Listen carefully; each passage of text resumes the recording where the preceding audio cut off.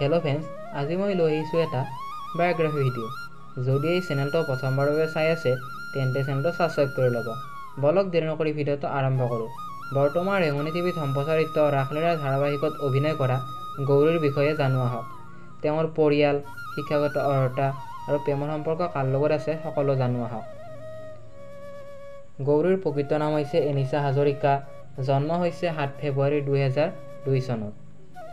তেওঁৰ ঘৰ হৈছে যোৰহাটত। এনিশা হাজৰিকাৰ পৰিয়ালত মাক, ভায়েক আৰু এগৰাকী আইতা আছে।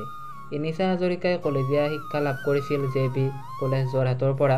এনিশা হাজৰিকাই অভিনয় কৰা কেইখনমান জনপ্ৰিয় ধাৰাবাহিক হৈছে কহুৱা বনৰ চাহ, পুৱতি তৰা আৰু বৰ্তমান ৰাসলীলা ধাৰাবাহিকত গৌৰীৰ চৰিত্ৰত অভিনয় কৰি দৰ্শকৰ মন জয় কৰিবলৈ সক্ষম হৈছে। আৰু তেখেতৰ অভিনয় চাই কেনেকুৱা পাইছে তলৰ কমেণ্ট বক্সত কমেণ্ট কৰি জনাব।